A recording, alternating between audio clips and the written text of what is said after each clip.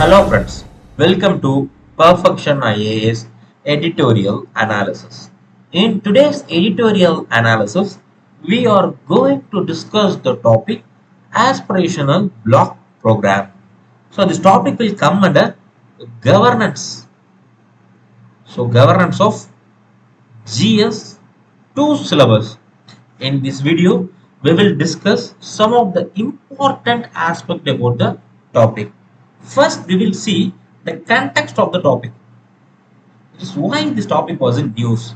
Recently, Prime Minister Narendra Modi had launched Government of India's Aspirational Block Program.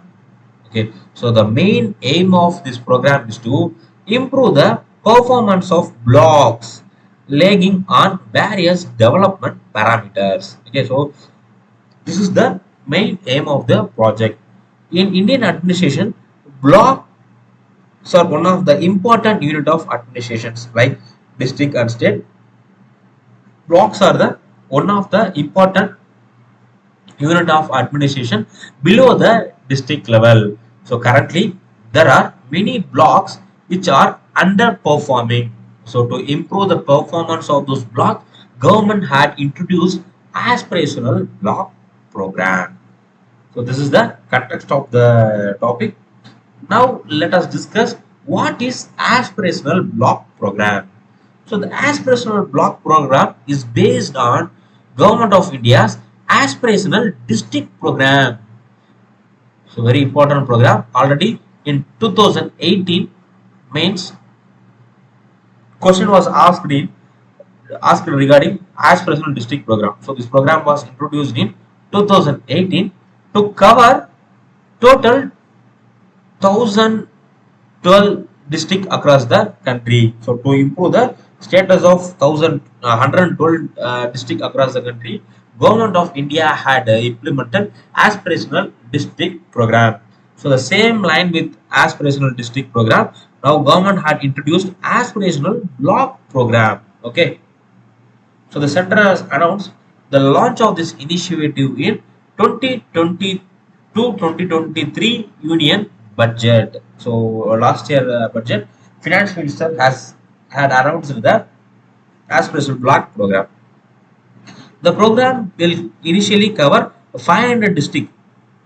So the program will cover 500 districts across 31 state and union territories. And one important aspect of this program is half of this block are in 6 districts like Uttar Pradesh containing 68 blocks, Bihar contains 61 blocks, and Madhya Pradesh 42 blocks, Jharkhand 34 blocks, then Odisha 29, and West Bengal 26. So most of this block, more than half of the blocks were in under underperforming states are Bimaru states of India. So these are the main aspect of this program.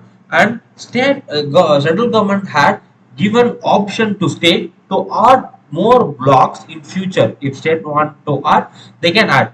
Central government had given autonomy to state to add more blocks in the program. So these are the main aspect of aspirational block program. So the main aim of this program is to develop some of the underperforming blocks across the country. So now let us discuss what is aspirational district program. So already we have seen some of the basic detail about aspirational district program. So the main aim of this program is to transform the social economic status of 112 most underdeveloped districts across the country quickly and efficiently. So the main aim is to transform the social economic condition of the districts which were included under this plan. So this is the main aim. The districts were chosen based upon the ranking prepared by Niti Aayog. Okay, so Niti Aayog will form a composite indicator. So based on this composite indicator, Niti Aayog will release the ranking of districts. So based upon the ranking and the performance of district, the districts were chosen under the project. So the major indicators were for health 30%, education 30% of weightage will be given, and for agriculture and resource 20% of weightage will be given, and financial inclusion and skill development 10%. Then last, basic infrastructure 10%. So based upon the socio-economic indicator, Niti Aayog will farmer will put a ranking of district. So based upon the Niti Aayog ranking, government will choose 112 district for the aspirational district program. So this is basic about aspirational district program. The main pillar of the aspirational district program is 3C. So 3C. This is the important strategy of the program. So what is 3C? The first 3 stands for convergence. So for particular thing, central government will put some project or scheme, and state government will also put scheme. For example, central government will put some health scheme, and state government will also put health scheme for particular district. So this will create duplication of work. So to eliminate the duplication, what government is doing in this 112 district is convergence. Okay, so convergence of all central government and state government schemes regarding particular indicator. So convergence is one of the important strategy. Then second thing is collaboration. So collaboration of central government at the state level, probary officers and a district collector. So to to create a plan or to create some strategy, means for creating a strategy, central government, both central government, state government and district collector will jointly collaborate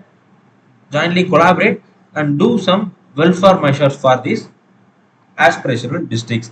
The last C stands for competition. So every year Niti Aayog will release a composite ranking index of these 112 districts. So this will promote competition among the states. Okay, so these 3C are the main pillar of this aspirational district program.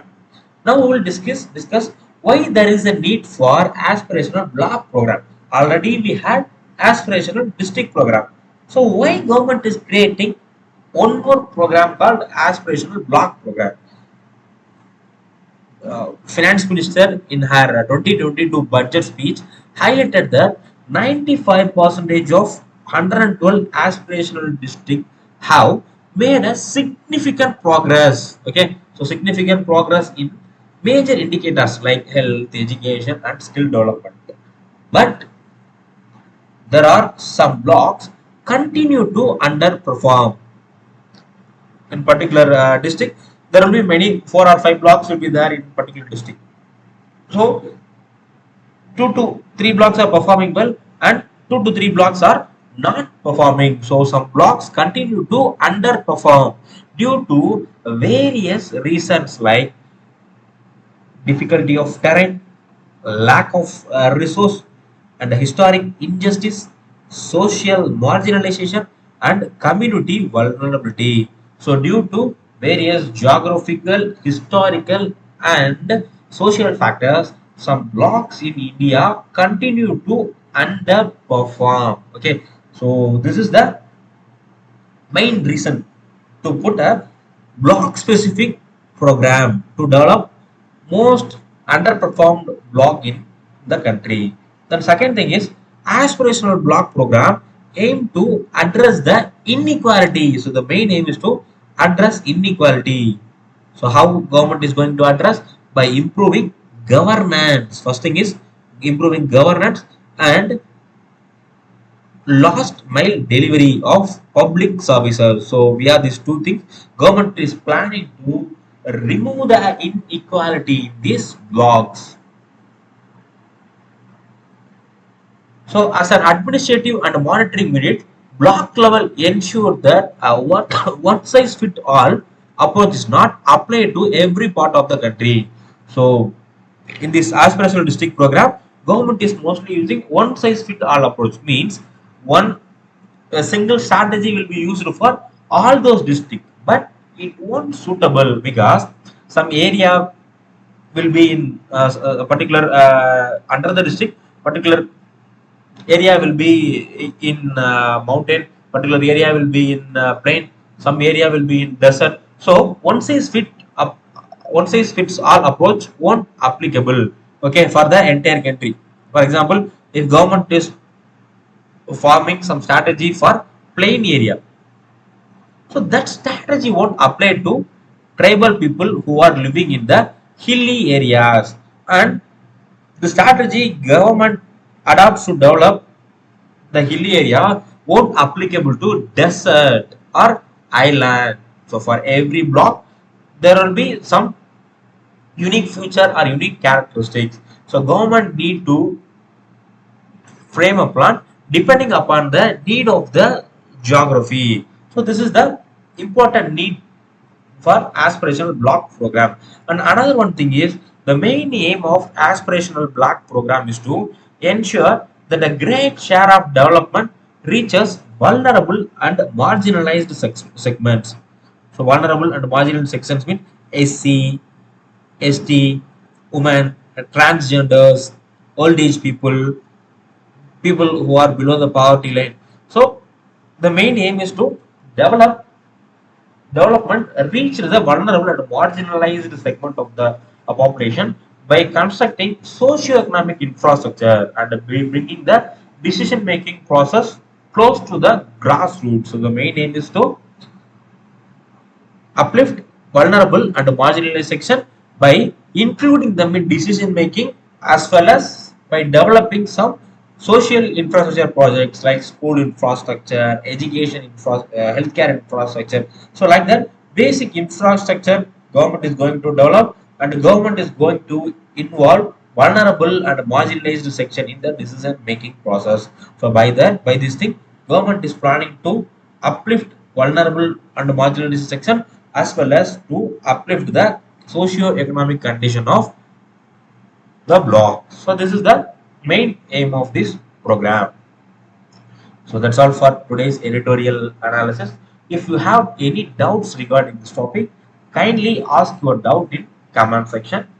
We will reply for your doubts. Thanks for watching Perfection IAS.